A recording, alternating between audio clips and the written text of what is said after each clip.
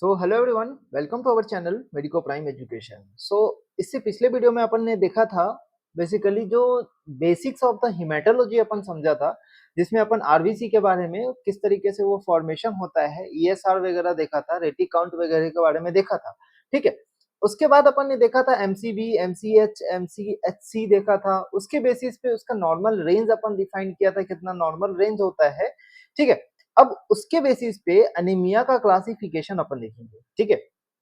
Basically आज से हम लोग स्टार्ट करेंगे आरबीसी डिसऑर्डर, जिसमें अपन बेसिकली क्या पढ़ेंगे, अनीमिया पढ़ेंगे। ठीक है। अनीमिया और उसके क्लासिफिकेशन पढ़ना बहुत इंपॉर्टेंट है, क्योंकि अगर हम लोग देखते हैं आरबीसी डिसऑर्डर के बारे में तो सबसे पहले हमारे दिमाग में क्या आएगा, अनीमिया। ठीक है। तो अनीमिया का डेफिनेशन अपन क्या बोल सकते हैं, सबसे पहले डेफिनेशन की बात करते हैं तो हीमोग्लोबिन कंसंट्रेशन का कम होना, ब्लड में हीमोग्लोबिन का कंसंट्रेशन का कम होना, जिसमें अपन क्या कर सकते हैं, लेकिन एक रेफरेंस अपन डिसाइड करते हैं। किस रेफरेंस में? Related to the age and gender of the individual. ठीक है। Age and gender of the individual के अकॉर्डिंग अपन जो हीमोग्लोबिन का कंसंट्रेशन है आरबीसी में, उसका अपन कंसंट्रेशन अगर रिड्यूस हो रहा है नॉर्मल रेंज से, ठीक है, और कितना कम हो रहा है, below the lower limit of the normal range. ठीक है, below the lower limit of the normal range. देखो सब कुछ लिखा हुआ है स्लाइड पे, आपको लिखने की कोई जरूरत नहीं। अगर आप चाह रहे हो कि साथ साथ में नोट्स बनाओ, जो मैं बोल रहा हूँ वही नोट्स है। ठीक है, जो मैं बोल रहा हूँ वही नोट्स है, तो आप चाह रहे हो तो साथ साथ आप लिख सकते हो। ठीक है। थोड़ा मैं फास्ट फॉरवर्ड जाऊंगा, क्योंकि आपको एक तरीके से मैं रिवीजन पर्पस ऑफ व्यू से, और आप फर्स्ट टाइम भी पढ़ रहे हो तो भी आपको अच्छे से समझ में आने वाला है। बस आप बस सुनते रहना, वीडियो को देखते रहना लास्ट तक। ठीक है। आपको बस इतना आज के लेक्चर में से आपको क्या आ सकता है, यूनिवर्सिटी एग्जाम में ये हमेशा आएगा। अगर कोई भी अनीमिया पूछता है, कोई भी एक सिंगल अनीमिया पूछेगा, तो उसमें डेफिनेशन और क्लासिफिकेशन देगा ही देगा। तो बहुत इंपॉर्टेंट है क्लासिफिकेशन समझना। क्लासिफिकेशन समझ के ही अपन पूरा उसका लेबोरेटरी डायग्नोसिस तक पहुंचेंगे। ठीक है। तो बहुत आसान है। चलो सबसे पहले अब लोअर लिमिट देख लेते हैं। भाई लोअर लिमिट होता क्या है? जो लोअर लिमिट है, नॉर्मल रेंज का अपन बात करते हैं, तो नॉर्मल रेंज जैसे कि 0 to 10 मान लो। ठीक है, तो इसका 0 इसका लोअर लिमिट है। तो यही लोअर लिमिट ही अनीमिया को डिफाइन करता है। तो फीमेल के लिए अलग है, मेल के लिए अलग है। तो मेल के लिए कितना है, 13.6, एंड फीमेल के लिए 12.0 है। ठीक है। ग्राम पर डीएल में दिखाते हैं इसको, हमेशा याद रखना, ये ग्राम पर डीएल में होता है। ठीक है, नॉट मिलीग्राम पर डीएल। ठीक है। This is only denoted in gram पर डीएल। उसके बाद 15 ग्राम पर डीएल फॉर न्यू बॉर्न के लिए आपके पास आएगा। ठीक है, इतनी बात समझ में आ गई। चलिए, ये हो गया अनीमिया का डिफरेंशियल। तो अगर इससे कम है हीमोग्लोबिन कंसंट्रेशन, अगर इससे कम है तो समझो कि अनेमिक पेशेंट इज अनेमिक। अब अनेमिक होने के लिए क्या क्या साइन एंड सिम्टम्स होता है, ठीक है, हम थोड़ी देर में उसके बारे में बात करेंगे। बट उससे पहले जब मैं अनीमिया का क्लासिफिकेशन आपको पढ़ाऊंगा, उससे पहले मैं आपको एक चीज बताना चाहता हूं कि आरबीसी का मॉर्फोलॉजी कैसे होता है। ठीक है। तो मॉर्फोलॉजी में आप दो तरीके से बात करते हो, एक तो साइज के बारे में बात करोगे, एक कलर के बारे में बात करोगे। तो जो नॉर्मल साइज का रहेगा, मैंने पिछले लेक्चर में बताया था, जो नॉर्मल साइज है, जो नॉर्मल डायमीटर है, वो 7 से 8 माइक्रोमीटर का होता है। ठीक है, माइक्रोमीटर का होता है। और कलर कैसे डिसाइड करते हैं? सेंट्रल वन थर्ड पैलर होता है। क्या होता है भाई? सेंट्रल वन थर्ड पैलर, जो कि नॉर्मल होता है। ये तो क्या बोलेंगे उसको, नॉर्मोसिटिक बोल देंगे, है ना, नॉर्मोस, सॉरी, हाँ, कलर होगा तो नॉर्मोक्रोमिक बोलेंगे। एंड कलर अगर सेंट्रल वन थर्ड पैलर अगर एब्सेंट है, लेकिन मतलब क्या बोला कि ये इतना दूर पैलर है, इसके अंदर पैलर है मान लो, तो ये सेंट्रल वन थर्ड है। लेकिन यही आरबीसी में आपको इतना ज्यादा पैलर है, मतलब greater than 50% of the diameter अगर बोलते हैं, तो क्या बोलेंगे? हाइपोक्रोमिक। सब कुछ आप लिख सकते हो, एक सीक्वेंस में मैं बता रहा हूँ। ठीक है, भले ही यहाँ पर मैं नहीं लिखा हुआ, मैं बस मैं आपको कॉन्सेप्ट समझाना चाह रहा हूँ हर चीजों का, इसीलिए मैं इतना चीज लिख के नहीं लाया, बस ऊपर ऊपर से लिखा हूँ। ठीक है। आपको डिटेल में नोट्स चाहिए तो टेलीग्राम चैनल पे ये सारा नोट्स अपलोड है। ठीक है। चलो, तो मैक्रोसिटिक में क्या है, ये मैक्रोसिटिक में डायमीटर इसका देखेंगे तो ग्रेटर देन 9 माइक्रोमीटर से बड़ा होगा, और आरबीसी का diameter greater less than 6 micrometre होगा, तो क्या बोलेंगे? माइक्रोसिटिक बोलेंगे। इतनी बात क्लियर है? ठीक है। अब इसी के बेसिस पे अपन जब देखते हैं, दो टर्म आती है, एन आइसोसाइटोसिस एंड क्वाइकिलोसाइटोसिस। क्या आता है, कौन सा टर्म आता है? एन आइसोसाइटोसिस और क्वाइकिलोसाइटोसिस। तो एन आइसोसाइटोसिस भाई साहब मैं क्या बोल देता हूं कि साइज, सेल के साइज में वेरिएशन आ रहा है। सेल के साइज में अगर वेरिएशन आ रहा है तो क्या बोलेंगे? एन आइसोसाइटोसिस। अब देखो, ये जो सेल है, ये जो सेल है अलग अलग साइज का है। ठीक है, अलग अलग साइज का सेल है। ठीक है ना। अलग अलग साइज का आरबीसी है जिसमें अपन क्या बोलेंगे एनाइसोसाइटोसिस, ठीक है। अगर शेप में डिफरेंट हो, ठीक है, आप देख रहे हो ये जो शेप आपको दिख रहा है, ये शेप आपको अलग दिख रहा है, ये शेप अलग दिख रहा है, ये सब आरबीसी है, ये सब आरबीसी का शेप आपको अलग अलग तरीके से दिख रहा है, ठीक है, अलग अलग शेप आपको दिखेगा, कहीं हेलमेट सेल दिखेगा, ठीक है, कहीं बर्ड सेल दिखेगा, ठीक है, कहीं टीयर ड्रॉप सेल्स दिखेगा, तो अलग अलग सेल्स का शेप आपको दिखेगा, उसके अकॉर्डिंग भी अनीमिया का क्लासिफिकेशन करते हैं। तो सेल के शेप में वेरिएशन होना तो क्या बोलेंगे, पॉइकिलोसाइटोसिस। अगर सेल के साइज में वेरिएशन होना तो क्या बोलेंगे, एनाइसोसाइटोसिस, ठीक है। इतनी बात क्लियर है हमारे साथ, ठीक है ना, बातें क्लियर है। चलो, तो अब हम लोग देखते हैं, नेक्स्ट अपन देख लेते हैं, ये बात क्लियर है, ठीक है। चलो, अब हम लोग थोड़ा मूव करते हैं उसके क्लासिफिकेशन पे। तो क्लासिफिकेशन पे जब अपन मूव करते हैं तो हम लोग दो तरीके का क्लासिफिकेशन बेसिकली पढ़ते हैं, ठीक है। आपको जब क्लासिफिकेशन आएगा तो आपको सबसे पहले लिखना है मॉर्फोलॉजिकल क्लासिफिकेशन। मॉर्फोलॉजिकल क्लासिफिकेशन में आपको क्या लिखना है, सबसे पहला जो टाइप होगा मॉर्फोलॉजिकल क्लासिफिकेशन में, अपन मॉर्फोलॉजी में क्या देखे थे अभी, मॉर्फोलॉजी में एक तो नॉर्मोक्रोमिक, माइक्रोसिटिक ये सब देखे थे, तो उसी को अपन लिखना है, ठीक है। तो सबसे पहला तो आपके पास माइक्रोसिटिक हाइपोक्रोमिक अनीमिया होगा, माइक्रोसिटिक हाइपोक्रोमिक अनीमिया होगा। उसके बाद आपके पास नॉर्मोसिटिक होगा, ठीक है। एक तो नॉर्मोसिटिक अपन देखे थे, नॉर्मोसिटिक देखे थे, और एक क्या देखे थे, मैक्रोसिटिक देखे थे। ये तीन, ये क्या है, साइज के बेसिस पे। अब कलर के बेसिस पे आप एक तो लिखिए कलर जिसका कम होगा हाइपोक्रोमिक, दूसरा अपन क्या देखे, दोनों नॉर्मोक्रोमिक होगा, ठीक है, नॉर्मोक्रोमिक, हाइपरक्रोमिक नहीं होता, इतना याद रखना, नॉर्मोक्रोमिक। तो ये तीन तरीके का अनीमिया हम अपन लोग क्या देख लेते हैं, मॉर्फोलॉजिकल क्लासिफिकेशन में देखते हैं, ठीक है। अब हम लोग चलते हैं पैथोफिजियोलॉजिकल या फिर इटियोलॉजिकल क्लासिफिकेशन में। पैथोफिजियोलॉजिकल या फिर इटियोलॉजिकल क्लासिफिकेशन में जब देखते हैं तो अनीमिया हमारे पास तीन तरीके से डिनोट करेंगे। सबसे पहले अगर अपन लोग देखते हैं, सबसे पहले अपन लोग देखते हैं कि अगर इसमें ब्लड लॉस हो रहा है कि नहीं हो रहा, अगर प्रोडक्शन डिक्रीज हो गया आरबीसी का, ठीक है, अगर प्रोडक्शन डिक्रीज हो गया, ठीक है, दूसरा क्या है, उसमें डिस्ट्रक्शन ज्यादा हो गया, ठीक है, डिस्ट्रक्शन ज्यादा हो गया तो हम लोग हीमोलिटिक एनीमिया उसमें पढ़ेंगे आगे, ठीक है। अभी इसके बाद तो प्रोडक्शन की अगर बात करते हैं तो प्रोडक्शन आप बताओ, प्रोडक्शन एक तो ब्लड लॉस आपके पास एक्यूट केस में हो जाएगा, एक दूसरा क्रॉनिक एनीमिया, ठीक है। तो acute anaemia and chronic anaemia के बेसिस पे, ब्लड लॉस के बेसिस पे दो तरीके का एनीमिया आप डिनोट कर सकते हो, ठीक है। मेन हमारे पास क्या है कि अगर प्रोडक्शन डिक्रीज है तो भाई कहीं ना कहीं हीमोग्लोबिन के साइटोप्लाज्म में डिफेक्ट है, आरबीसी के साइटोप्लाज्म में डिफेक्ट है, तो अपन क्या देखेंगे, साइटोप्लाज्मिक डिफेक्ट वाला होगा, ठीक है। दूसरा क्या होगा, उसमें न्यूक्लियस में डिफेक्ट होगा, न्यूक्लियस डिफेक्ट होगा, ठीक है। तीसरा क्या होगा, स्टेम सेल्स जो स्टेम सेल्स जो अपन देखे थे, क्या स्टेम सेल्स देखे थे, आरबीसी का एरिथ्रोइड सीरीज जो अपन पूरा देखे थे, स्टेम सेल्स का हिमेटोपोइटिक स्टेम सेल HSC जो अपन पढ़े थे ना पिछले लेक्चर में, तो उसमें अपन देखेंगे हिमेटोपोइटिक स्टेम सेल्स प्रोलिफरेशन में डिफेक्ट होगा, प्रोलिफरेशन में डिफेक्ट होगा।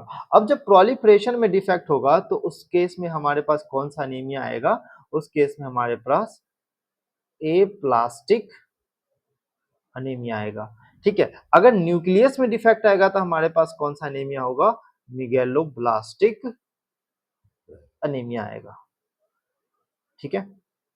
अगर साइटोप्लाज्म में डिफेक्ट है तो भाई साइटोप्लाज्म में दो तरीके से डिफेक्ट हो सकता है। सबसे पहले जो डिफेक्ट होगा उसमें अपन बोल देंगे हीम में अगर डिफेक्ट है, हीम डिफेक्ट है, ठीक है, हीम डिफेक्ट है। दूसरा क्या है, ग्लोबिन में डिफेक्ट है, ठीक है, ग्लोबिन में फॉर्मेशन अच्छे से नहीं हो रहा, तो अपन ना यहाँ पर में ग्लोबिन में डिफेक्ट होगा तो दो तरीके का अनीमिया होगा, सिकल सेल अनीमिया और दूसरा थैलेसीमिया, ठीक है। अगर हीम में डिफेक्ट होगा तो आयरन डिफिशियंसी अनीमिया होगा, उसके बाद सिड्रोब्लास्टिक अनीमिया होगा, उसके बाद अनीमिया ऑफ क्रॉनिक डिजीज, ठीक है। तो अपन इसे याद रख सकते हैं, ठीक है। कैसे याद रखेंगे, एक वर्ड नाम याद रखो, सीता, ठीक है, सीता यहाँ पे याद रखो। तो एस से यहाँ पर में एक हो गया एस, ठीक है, एस से अपन यहाँ पर बोलेंगे एस।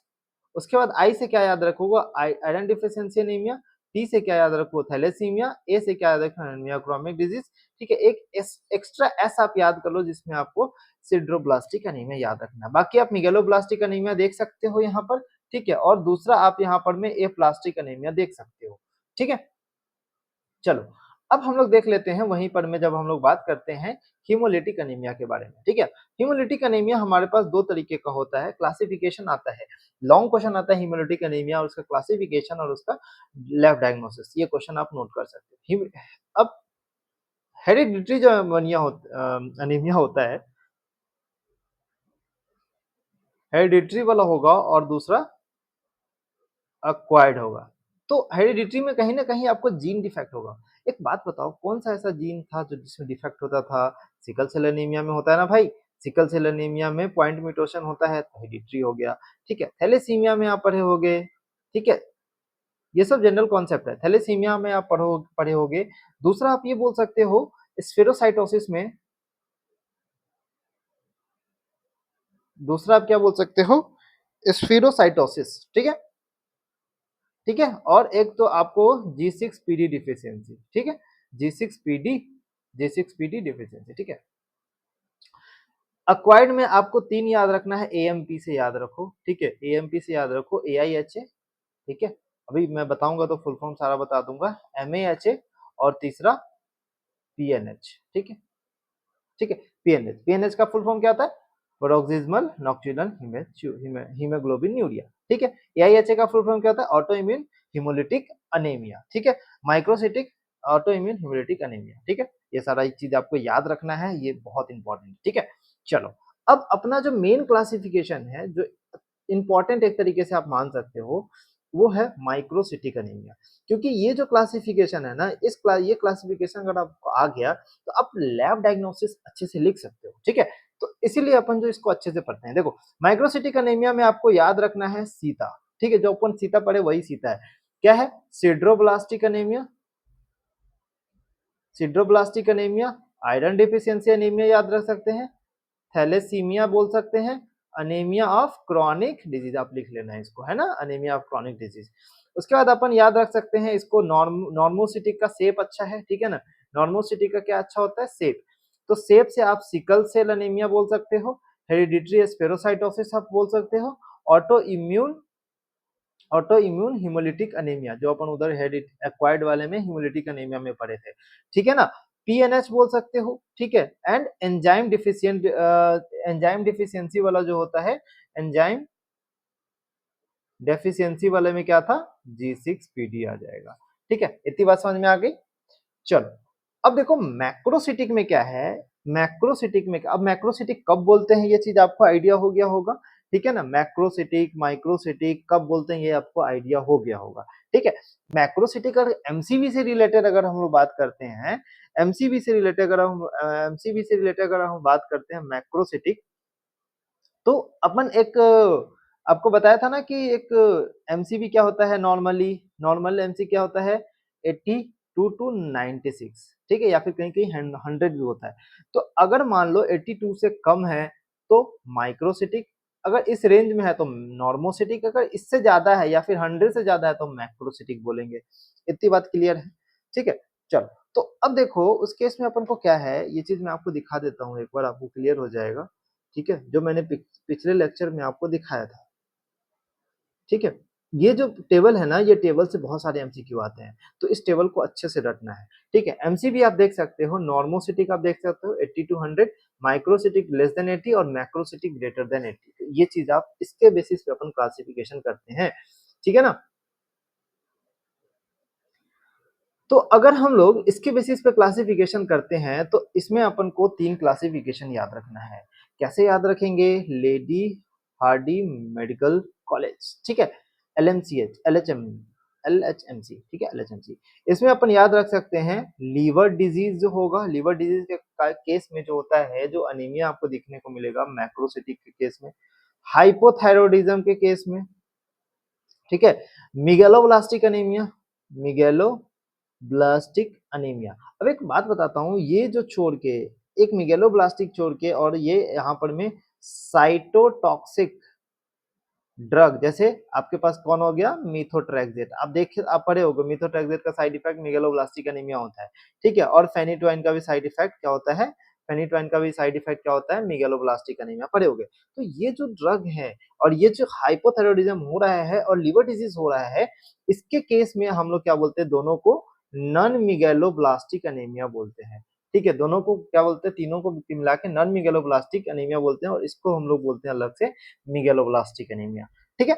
इतनी बात क्लियर है।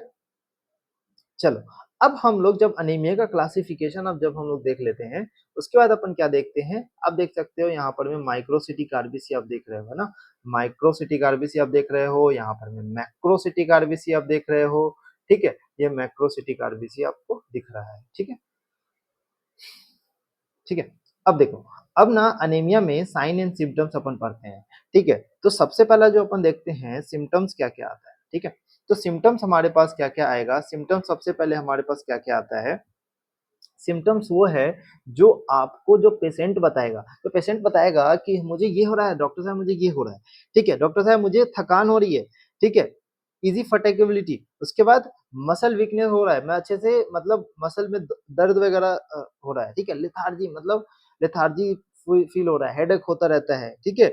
जब बूढ़े पेशेंट में ना कार्डियक फेल्योर का सिम्टम्स आपको दिखने को मिलेगा, ठीक है। तो ये सारा चीज आपको दिखेगा, तो क्या क्या है लिख देते हैं, टायर्डनेस, इजी फटिगेबिलिटी, ठीक है। थोड़ा सा राइटिंग देख लेना। मसल वीकनेस आपको दिखेगा, मसल वीकनेस, ठीक है। लिथार्जी दिखेगा, लिथार्जी, उसके बाद आपको हेडेक दिखेगा, ठीक है।